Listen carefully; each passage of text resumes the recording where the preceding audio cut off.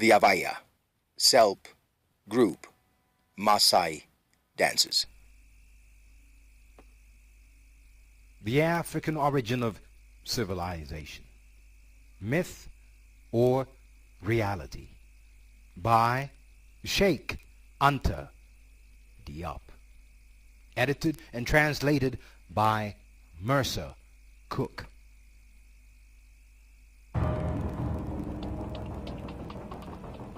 There was no Cro-Magnon in Sub-Saharan Africa.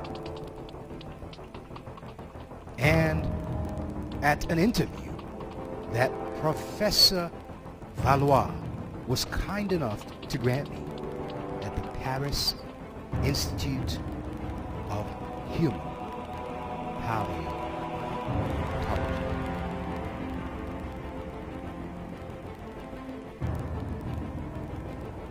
Only the Boskop man, Transvaal province, South Africa, was for a time considered as a Cro-Magnoid having affinities with the Bush man.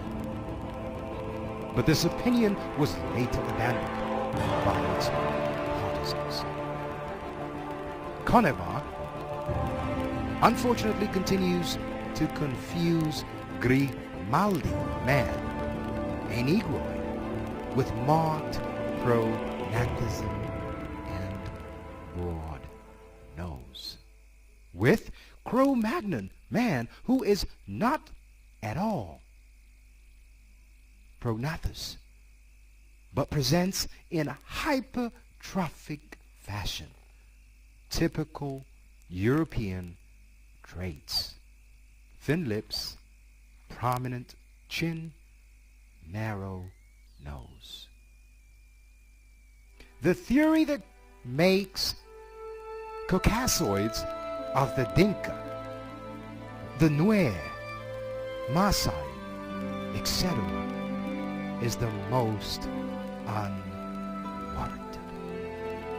Suppose an African ethnologist insisted on recognizing only blonde Scandinavians as whites and systematically refused all other Europeans, especially Mediterraneans, French, Italians, Greeks, Spaniards, and Portuguese.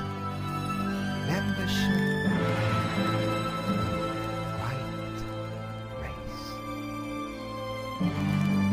just as Scandinavians and Mediterraneans must be considered as the two poles, the two extremes of the same anthropological reality.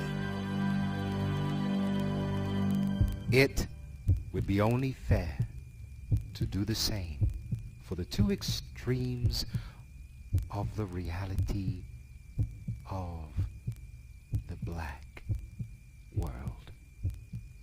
Negroes of East Africa and those of West Africa, to call a Shuluk, a Dinka, a Maasai, a Caucasoid is as devoid of sense and scientific validity for an African as it would be for a European to claim that a Greek or a Latin are not white.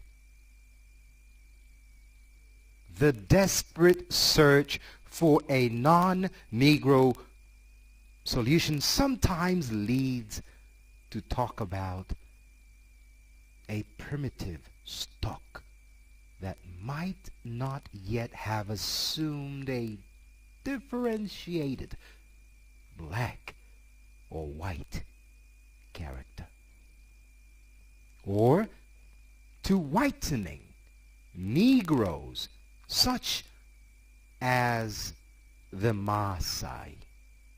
Black supremacy. all the human types found in Kenya from the Paleolithic to the end of the Neolithic are perfectly distinguishable as Negroes. Dr. Leakey, who has studied nearly all of them, knows this very well. He knows that all the skeletons have fallen Maasai into dances. his hands have negritic proportions in the full sense of the word.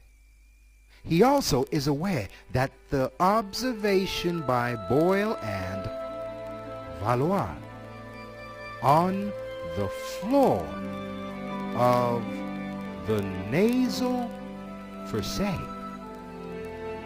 is applicable to all the skulls that he has studied.